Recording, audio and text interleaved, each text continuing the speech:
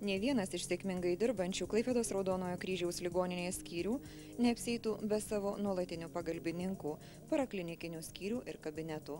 Visi jie pasirengę padėti ne tik Klaipėdos, bet ir visos vakarų Lietuvos, o jei reikalinga pagalba ir visos Lietuvos įvairių medicinos įstaigų skyrių medikams, norintiems savo pacientams patikslinti diagnozę. Kai kurie paraklinikiniai kabinetai sergantiems atlieka gydomasias manipulacijas, padeda atgauti sveikatą ir darbingumą.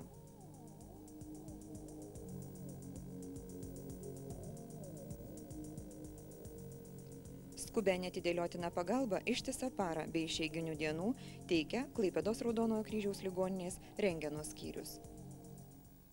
Pirmas rentgeno kabinetas buvo atidarytas 46 metais ir pirmas rentgenologas, kuris dirbė šioje ligoninėje, buvo gydytojas Kandratavičius.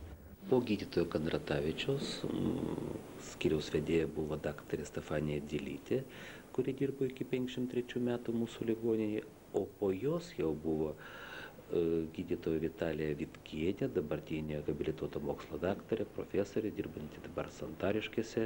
Kartu su ją dirbo atvažiavęs, pakviestas į mūsų ligoninę ir gydytojo pavaduotojo pareigom, gydytojas Antanas Matukinas, kuris šalia gretai pradėjo dirbti ir gydytojų rentgenologo. Ir vat mes visi Klaipėdos krašto rentgenologai galim skaitytis, kad jis yra mūsų tėvas, mūsų mokytojas, dėl to, kad daugelį metų išdirbęs, labai išprūsęs žmogus buvo, gilios erudicijos, enciklopedinių žinių, puikus žmogus buvo ir neseniai keletą metų atgal jis mirė. Ir dirbo jis iki paskutinį metą ir mirė praktiškai darbe. Bėgo metai ir dabar puikiai įrengtuose 4 rentgeno skyriaus kabinetuose šiuolaikiška aparatūra per metus padaroma apie 34 000 rentgeno nuotraukų.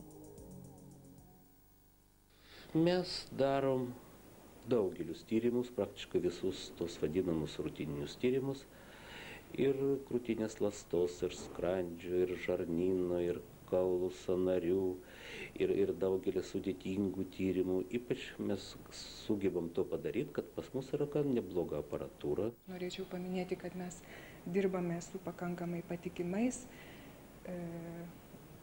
aparatais, tai yra Turas 701 vokiškas aparatas, EDR-as, štai čia esantis 750 ir turime pakankamai patikimas ir geras ryškinimo mašinas, kaip Aqua belgiškas ir vokiškas, ir galime gauti pakankamai greitai rentgenogramas, kad būtų galima kuo greičiau diagnozuoti reikiamą susirgimą.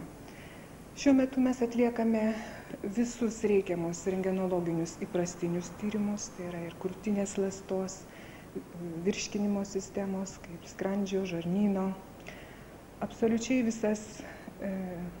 visus tyrimus, kurie reikalingi traumatologijai, inkstų ligų diagnostikoje. Ir norėčiau paminėti, kad galbūt mūsų ligoniniai atliekami tokie specialūs tyrimo metodai kaip gerklų tomografija, plaučių tomografija, vidinės ausies specialūs tyrimai, kurie ypač reikalingi pas mus esančiam LOR centrui. O taipogi taikomi ir šiuolaikiniai nauji metodai, kaip rentgenoendoskopiniai, mieliografija ir kiti tyrimai. Rentgeno skyriuje be stacionarinių yra ir portatyviniai bei vienintelis mieste urologinis rentgeno aparatas. Tyrimai operacijų metu atliekami su nauju rentgeno operaciniu aparatu. Ne vienas mediko pagalbininkas šiuolaikiškas rentgeno aparatas neveiktų be inžinieriaus Algimanto Vizgirdos priežiūros, o gydytojams pateikti išsamią informaciją padeda skyriaus laborantės. Mūsų skyriuje dirba 10 rentgeno laborančių. Visos rentgeno laborantės prityrusios, turinčios tikrai nemažą darbo stažą, kai kurios iš jų virš 20, o kitos net virš 30 metų. Visos turi pirmą kvalifikacinę kategoriją. Mūsų kabinetas yra specifinis, čia yra kenksmingos darbo sąlygos. Užtikrinti ligoniui radiacinį saugumą, aprūpinant ligonius individualiomis apsaugos priemonėmis, kiek galima riboti spindulinį krūvį, kad sumažinti apšvitos dozę. Be vidurinio personalo pas mus dar yra jaunesnysis rentgeno personalas, tai yra mūsų sanitarytės, jos yra 4. Ir čia gal galima tik pasakyti taip, kad jos yra nepaprastai kaip kitur sanitarės valytojos, jos yra kaip tiesioginės pagalbininkės ir gydytojam rentgenologam ir rentgeno laborantėm atliekant rentgenologinius tyrimus.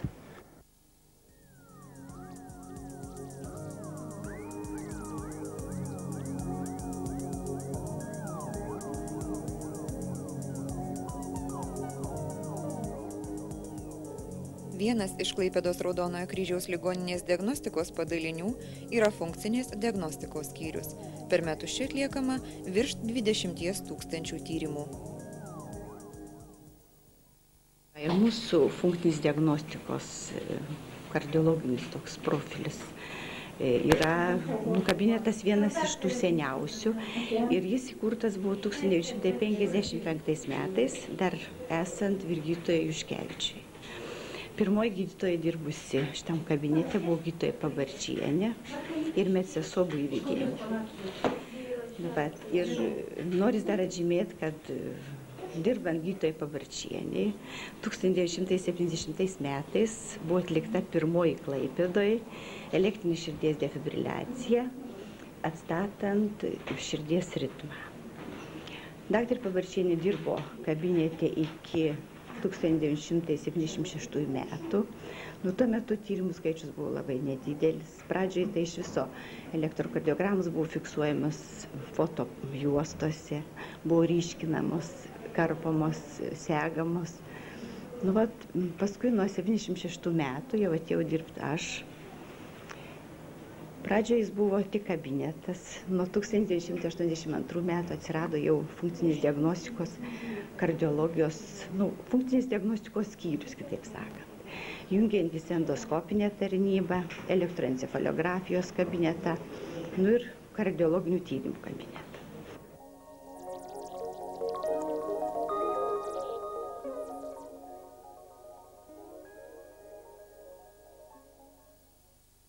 Laikas ėjo, tyrimų skaičius labai išaugęs. Šiuo metu mes turim 3 gydytojus. 2 gydytojai dar dirba elektroencefaliografijos kabinete. Jie atlieka tokius daugiau neurologinius funkcinius tyrimus, su mūsų kardiologinio kabineto skyriuje atliekami kardiologiniai tyrimai. Galim pasigirti, kad mes galim atlikti visus kardiologinius neinvazinius tyrimus. Tyrimų skaičius šiuo metu labai išaugęs. Per metus padarom iki 20 000 tyrimų. Ir, suprantat, mūsų pagrindinis tikslas šiuo metu yra tai gerintų tyrimų kokybę. Nes ta kokybė priklauso nuo kiekvieno iš mūsų kvalifikacijos ir nuo kasdieninio kruopštaus atkaklaus darbo. Ir kiekvienas iš mūsų gydytojų funkcionalistų dirbo į klinikinį darbą. Nuo mūsų darbo rezultatų labai priklauso visų ligų diagnostika, ankstyva ligų diagnostika, gydymo metodų pasirinkimas, ir sveikimo procentas. Funkcinės diagnostikos skyrius kardiologiniams neinvaziniams tyrimams širdies krūvio testams atlikti turi visą būtiną modernę aparatūrą, su kuria dirba aukštos kvalifikacijos medikai, siekiantys garantuoti diagnostinę kokybę.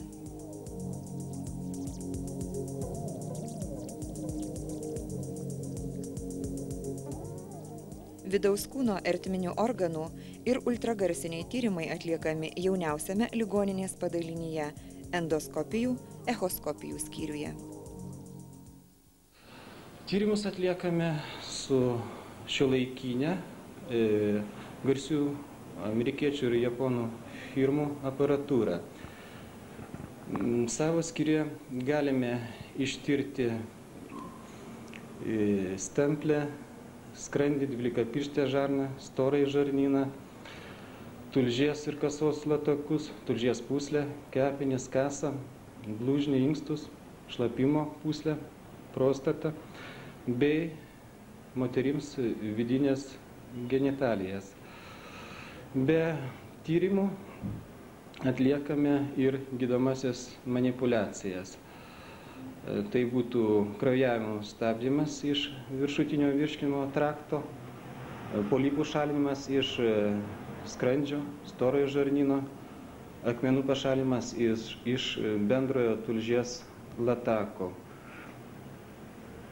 Kai kuriais atvejais esant stemplės randiniams susiaurėjimams galime praplatinti stemplės spindį. Pagalba teikiama Klaipėdos miesto bei apskrities gyventojams. Esant reikalui, neatidėliotinais atvejais, pagalba teikiama bet kurio paros metu.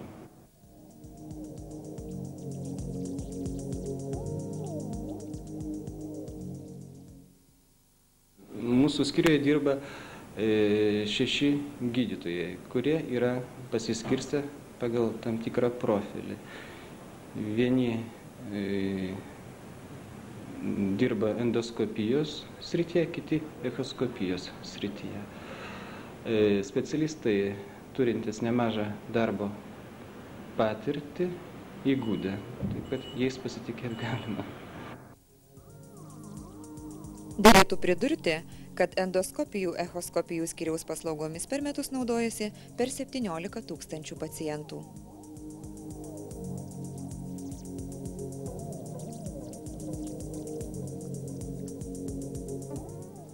Kruopštumo ir savo dalyko išmanymo reikalauja ir radioizotopinės laboratorijos specialistų darbas.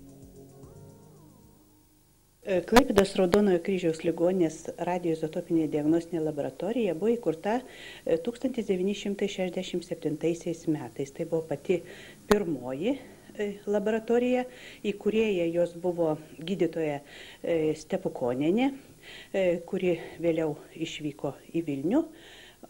Po to jau pradėjom dirbti mes. Taip, šiuo metu laboratorijoje dirba 3 medicinos seserys, 2 gydytojai ir 1 sanitarė. Aparatūros mes, palyginus su tuo laiku, kaip įsikūrė, praturtėjome tik tai hormonų tyrimams tą aparatūrą. O šiaip turim tuos pačius aparatus skydliaukės sukaupimui, skenografą, skydliaukės skenogramai atlikti ir turim renografą inkstų funkcijai aparatą registruoti. Tyrimams mums dažniausiai nukreipia gydytojai pagal palyginti griežtas indikacijas, kadangi jūs, kaip žinot, šitie preparatai taip laisvai negali būti taikomi. Dažniausiai, kada kyla problemų, diagnostinių kokių nors, patikslinti susirgimo esmei.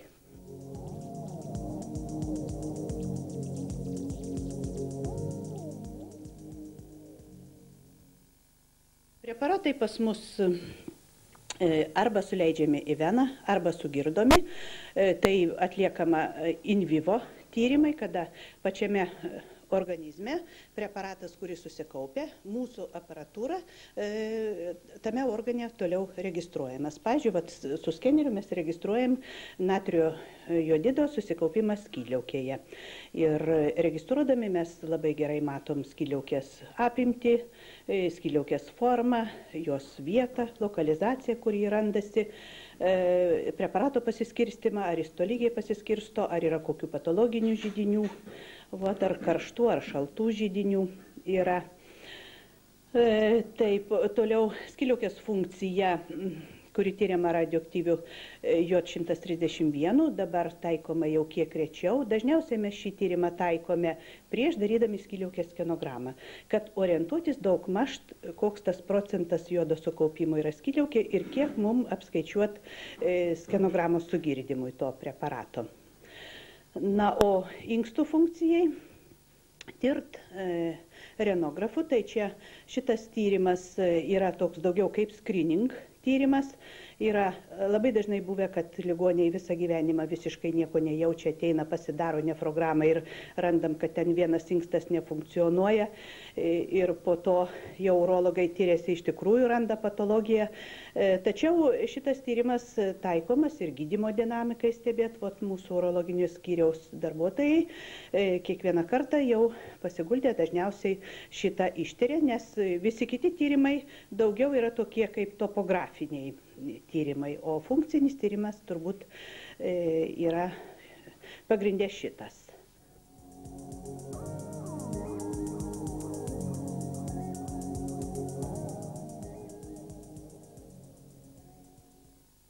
Labiausiai, aišku, gelbstime mes urologijos skyriui, tačiau nefrogramos yra reikalingos ir ligoniams sergantiems hipertoninė liga, kardiologinėms, inkstų funkcijos sutrikimai būna ir įvairiom kitom ligom sergant, ir pulmonologinis skyrius naudojasi, praktiškai visi skyriai naudojasi, ir ambulatoriniai gydytojai, nes dabar taikoma, aišku, kuo daugiau, kad tą ligonį ištirt ambulatoriškai. Tai nemažas srautas būna ir ambulatorinių ligonių. Na, o skydliaukės funkcijai, aišku, nukreipia daugiausia endokrinologai šitam tyrimui. O radioimuniniai tyrimai, kurie atliekami in vitro būdu, jau čia ligonis pats nereikalingas, yra paimamas ligonio kraujas ir tame skystyje, kraujyje yra nustatomas skydliaukės hormonų lygis. Aišku, galima čia žymiai daugiau tų tyrimų padaryti būtų, jeigu mes gautumėm daugiau reagentų. O reagentų mes gaunam tik tų rutininių, kurie reikalingi kasdieniniai, klinikiniai praktikai, tai skydliaukės hormonų nustatymui. –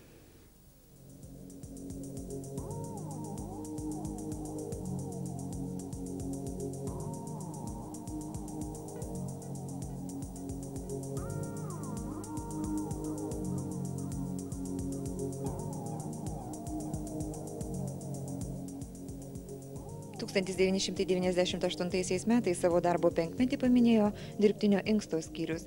Prieš 5 metus jis buvo pirmasis dirbtinio inksto skyrius Klaipėdos krašte. Per metus pagalba čia suteikiama daugiau nei 1000 pacientų su lėtiniu ir ūmiu inkstų nepakankamumu bei apsinuodėjimu. Mes buvom pirmieji, kurie pradėjom Klaipėdoje daryti hemodializės. Iki tol tokie pacientai, kuriem yra inkstų funkcijos sutrikimai, turėdavo važiuoti dializėms į Kauną arba į Vilnių. O dabar jau jiem yra patogiau, viskas yra vietoje. Skyrių mes turėjom galimybę įkurti tada, kai gavom su labdara iš Švedijos būtent šitos hemodializės aparatus. Aparatūra labai brangi ir ją nupirkti tai tikrai yra sunku. Ir padėjo įkurti skyrių mūsų administracija tuo metu dirbusi ir tada mes po truputį atsidarėm. Pradžioj mūsų skyrius buvo mažutis, ten maža palatytė, 3 dializės vietos tik tai, o dabar jau prasiplėtėm, turim 5 dializės vietas ir 1 aparatą reanimacijos skyriuje, taip kad galim padirbti daugiau jau dabar. Kiek vidutiniškai ligonių, sakykime, guldote į šitą skyrių? Čia pas mus atliekamos mūsų šitam skyriui ambulatorinės dializės. Reiškia, mūsų pacientai atvažiuoja iš namų, mes padarom savo procedūrą, kitaip sakant, apvalom kraują jiem ir po procedūros jie važiuoja namo. Tokių pacientų pastoviai važinėjančių mes turim šiuo metu 15. Važinėja jie iš visur, ir iš Skuodo rajono, ir iš Telšių rajono, ir iš Šilalės, iš labai toli, yra ir vietinių klaipėdiečių. 15 tokių turim ir dializių mes padarom per metus dabar apie 1500 tokių procedūrų.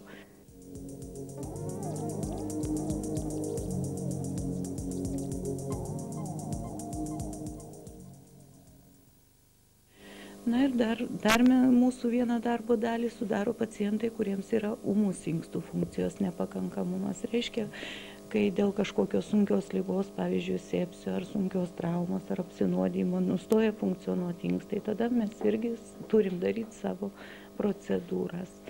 Reikia pasakyti tik tai vieną dalyką, kad maždaug apie 1/3 tokių ligonių vis tik sudaro pacientai, kurie apsinuodija alkoholio surogatais. Dėja taip. Ir kartais mes dar darom kiek rečiau, reiškia, mūsų aparatas dar turi vieną tokią galimybę, leidžia pašalinti iš kraujo kai kuriuos nuodus, jeigu žmogus yra apsinuodijęs gyvybei pavojingais kokiais nuodais. Tarkim, metilenglikolių, antifrizų žinomų visų, metilo spiritų ar ten blyškiosios musmirės nuodais, leidžia pašalinti, išgelbėti žmogui gyvybę. Tokių pacientų esam turėję. Nemokamai teikiama hemodializės procedūra finansuoja valstybė. Ir nors šiuo metu dirbtinio inksto skyrių Klaipėdoje yra ne vienas, pacientų juose nemažėja.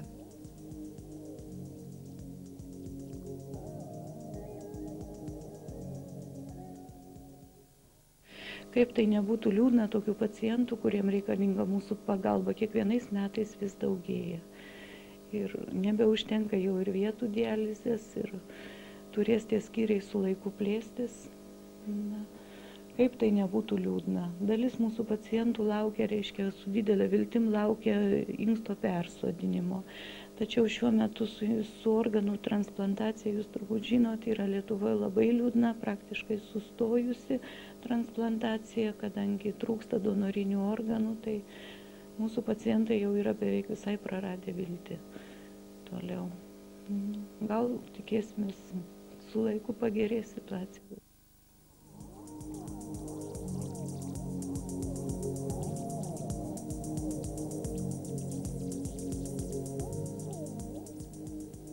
Kai 5-ame dešimtmetyje gydytojas Voskobojnikovas įkūrė fizioterapijos skyrių, jame dirbo viena masažistė ir viena medicinos sesuo.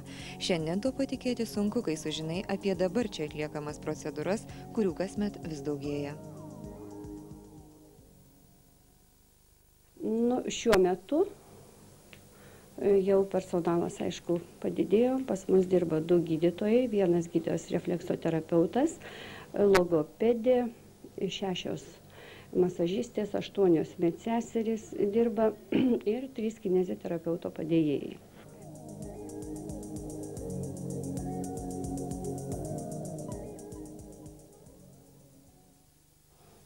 Šiame gydymo ir reabilitacijos procese skiriama pagrindinė kinezioterapija, fizioterapinės procedūros, refleksoterapija. Gana plačiai pradedama naudoti ir taikyti gydyme kinezioterapiją. Kinezioterapija kaip vadinamas gydymas judesių. Ir priklausomai nuo ligos yra skiriama ar pasyvūs arba aktyvūs kinezioterapijos metodai. Iš aktyviųjų tai fiziniai pratimai, gydymas padėtimi.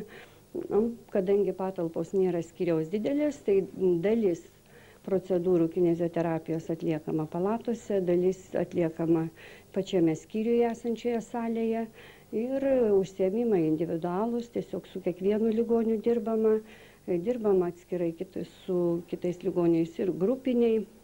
Patys jau užsiėmimai stengiamės skirti kuo anksčiau. Netgi pradedama, jeigu yra galimybė, reanimacinėme skyriuje ir po to jau kineziterapeutas eina, kur ligonis perkeliamas į kokį skyrių, ten ir vyksta toliau užsiėmimai. Iš pasyviaus kinezioterapijos metodų tai gydomasis masažas, kurį labai mėgsta ligoniai, patinka, todėl kad jiems dirbti nereikia, dirba už jį masažistė. Ir masažas irgi skiriamas priklausomai nuo to, koks yra susirgimas ir atitinkamai skiriamas ir masažas, ir procedūrų skaičius. Ir kartu šiame gydymo procese gana taip jau ir plačiai naudojama fizioterapinės procedūros.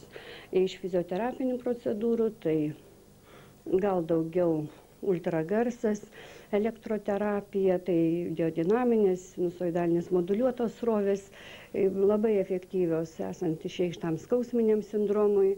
Ir čia pagrindinis mūsų kontingentas tai yra neurologiniai ligoniai, sergantis radikulitų, neuritais, neuralgijomis. Ir kartu yra ir traumatologinių ligonių, kadangi irgi yra kitiems išreikštas skausminis sindromas. Taip pat turi magnetoterapiją, mikrobangų terapiją ir nelabai seniai pradėjom naudoti lazerio terapiją.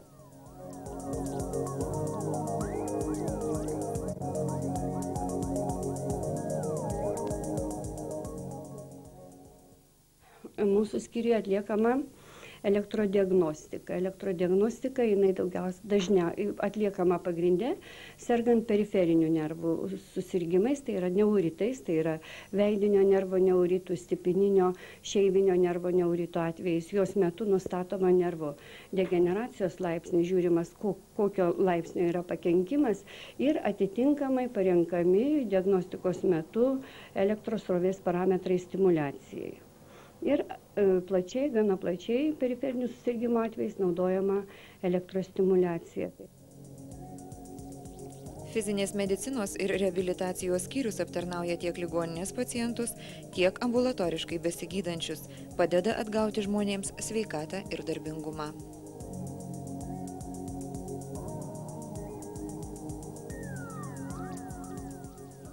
Klinikinę diagnostikos laboratoriją gydytoja Sara Vaskabojnikova įkūrė tuoj pat po Antrojo pasaulinio karo. Šiai laboratorijai vėliau vadovavo gydytojas Jurgutis, gydytoja Tobinskaja, o nuo 1974 metų Irena Idzelinė. Keitėsi laboratorijos įvaizdis, keitėsi laboratorijos patalpos, aparatūra, tyrimų nomenklatūra, tyrimų kokybė keitėsi. Na ir šiai dienai mes jau turime 6 laboratorijos poskyrius. Vienas iš tokių svarbiausių yra mikrobiologijos, kuriai vadovauja patyrusi mikrobiologė Dolorita Astrauskienė. Čia atliekami visi klinikiniai mikrobiologiniai tyrimai, aerobiniai ir anaerobiniai florai, išskiriamos grynos kultūros, nustatomos antibiotikogramos ir atliekama visa eilė kitų tyrimų, kurių čia neįmanoma tiesiog išvardinti yra. Turime mes svarę biocheminę laboratoriją, vedantysis biochemikas ir biochemikė Laimutė Noreikienė. Svarbi laboratorija mūsų tuo, kad turime labai gerą aparatūrą. Turime Suomių gamybos biocheminių analizatorių Lab Systems 900, turime Monarchą galingą, kur vienu metu galime atlikti 60 ligonių tyrimus įvairios rūšies. Jeigu vienam ligoniui paskirta 10-15 įvairių tyrimų, tai tuo pačiu metu visi tyrimai yra atliekami. Ir tai labai svarbu, kad mes galime diferencijuoti lipidemijas, o tai turėtų susidomėti vyresnio amžiaus žmonės. Ir klinicistai mūsų skiria labai tuos tyrimus, nes bendras cholesterolis yra mažavertis tyrimas, o jo frakcijos ir lipidų frakcijos yra labai reikšmingos ir tam yra skirtingas gydymas. Taip, toliau sėkmingai dirbame citologijos srityje, piktybinių navikų diagnostikoje, imunologijos srityje. Atliekame daug tyrimų, tačiau šioje srityje rezervų dar turim, dar galime plėstis, trūksta tik tai aparatūros. Apie 25 metus tyriau chromosominės ligas, paveldimų ligų diagnostikai, tačiau dėl finansinių sunkumų šiuo metu mes to daryti negalim. Puikia klinikinės diagnostikos personalo kvalifikacija, o čia dirba per 30 darbuotojų patvirtino tarptautinių ekspertų komisijos išvados. Visos laboratorijos yra testuotos. Dalyvaujame mes 2 tarptautinėse mokslinėse programuose. Su prancūzais, vokiečiais dirbame, klinikiniai daliai vadovauja Respublikinės astmos centro vadovas, pulmonologijos ir alergologijos skyriaus vedėjas daktaras Norvaišas. Labai malonu dirbti, nes jis yra reiklus žmogus ir taip pat dirbame kol kas sėkmingai. Kiek girdėjau, jau nusimato naujos programos, nes mūsų darbo liktai ir nepeikia. Tai mūsų kolektyvas yra labai, sakyčiau, nuoširdus, labai vieningas, labai yra geri kadrai. Čia labai daug gerų žmonių yra. Pirmiausia, tai yra mūsų viena vyr laborantė Vida Martinkienė, kuri dirba daugiau negu aš. Keletą metų anksčiau jau jinai atėjo, nuo 65 metų, 70 metais čia pradėjo dirbti. Toliau yra Danutė Klapatauskienė, hematologijos srityje, klinikinė biologija, Rūta Simokaitienė, biochemijos srityje Algirdas Podžiūnas dirba. Daugiau yra dar Zubritskaitė, Violeta imunologijos srityje dirba. Biochemikė, mikrobiologė aš jau paminėjau. Taip pat tai su aukštuoju išsilavinimu ir visi mūsų žmonės. O klinikinių laborantų tai Janina Bruzdienė, Zita Andrijauskienė, Kilinskienė Stasytė mikrobiologijos laboratorijoje. Turėjom Kazytę Grušienę, kuri išdirbo 45 metus, bet išėjo į pensiją. Labai gaila buvo ją išlydėti. O atleiskit, nepaminėjau, daktaris Jauninis, kur čia labai daug metų dirbo ir dabar dirba šiuo metu. Tik tai mažesnių krūvių už tai kažkaip taip ir nepaminėjau. Bet tai nuostabus žmogus, mes visi iš jos mokėmės ir dirba šiuo metu sėkmingai. Klinikinės diagnostikos laboratorija pagal atliekamų tyrimų skaičių yra ligoninės rekordininkė. Čia padaroma daugiau nei 500 000 tyrimų, kurių kokybę abejoti netenka.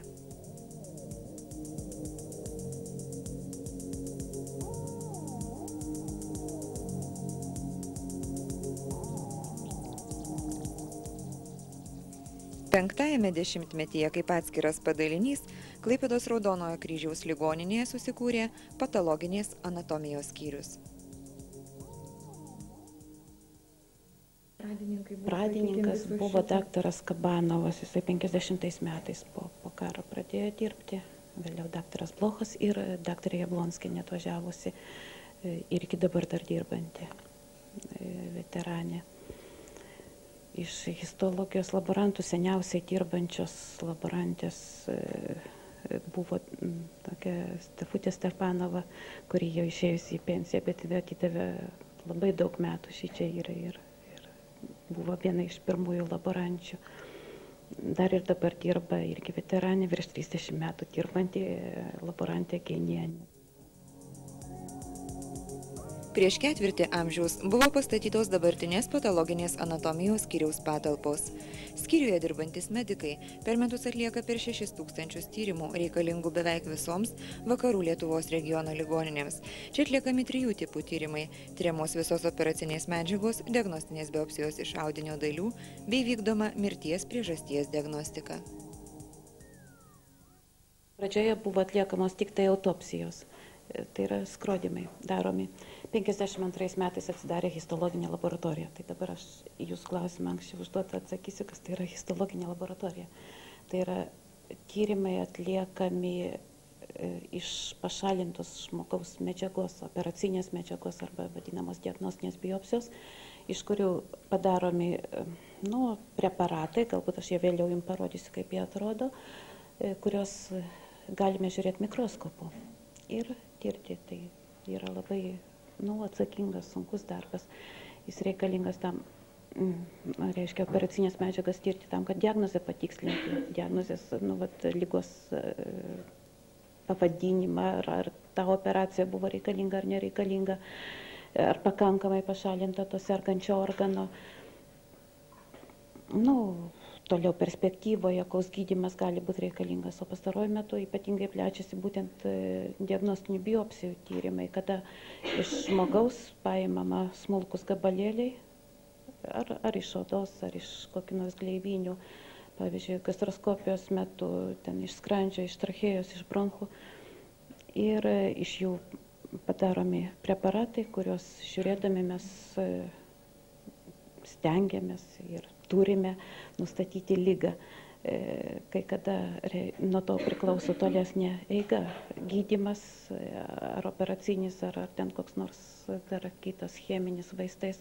Taip pat tokios biopsijos daromos norint patikslinti gydymo įtaką, ar padeda ar ne.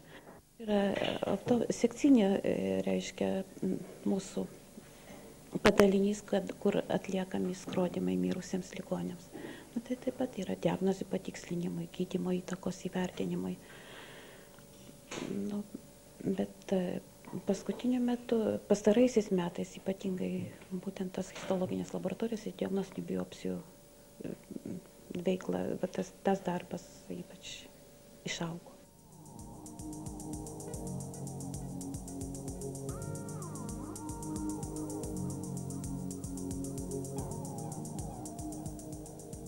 Kompiuterinis tomografas Raudonojo kryžiaus ligoninėje atsirado prieš 9 metus.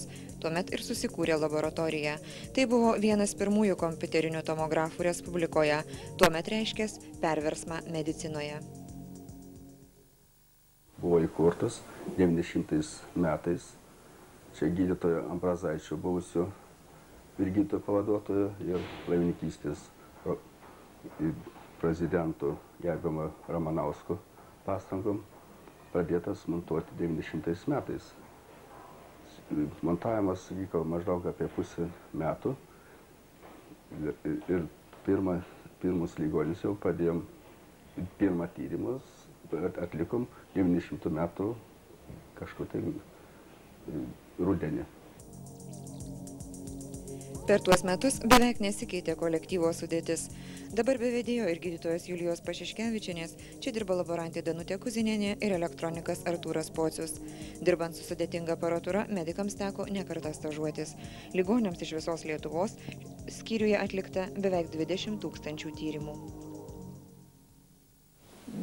Atliekame galvos, krūtinės ląstos, pilvo organų, dubens organų tyrimus. Didesnį tyrimų skaičių sudaro, maždaug 2/3 visų tyrimų sudaro galvos smegenų kompiuterinė tomografija. Tai yra be galo svarbus tyrimas, praktiškai vienintelis, leidžiantis pažvelgti į galvos smegenų struktūrą ir diagnozuoti anksčiau nediagnozuojamas ligas, tokias kaip visų pirma traumas, auglius, insultus. Šio tyrimo svarba yra tokia didelė, kad galbūt tiksliausiai galėtumėm pasakydami tai, kad šio aparato įdiegimas, sukūrimas buvo įvertintas Nobelio premija apie 6-ąjį dešimtmetį. Taip kad galime spręsti, ant kiek tai buvo svarbus ir reikšmingas žingsnis medicinoje. Kompiuteriniu tomografu tyrimus atliekantys specialistai sukaupė pakankamą patirtį ir teikia diagnostinę pagalbą visiems, kuriems to prireikia. Tiksli diagnozė – vienas iš kertinių medicinos pamatų. Geras ištyrimas dažnai lemia teisingą gydymo metodų taikymą, žmogaus sveikatą ir gyvybę. O saugoti šį turtą, sąžiningai ir garbingai gydyti, Klaipėdos Raudonojo Kryžiaus ligoninė prisiekė prieš 65 metus. Ir tos priesaikos nepamiršta.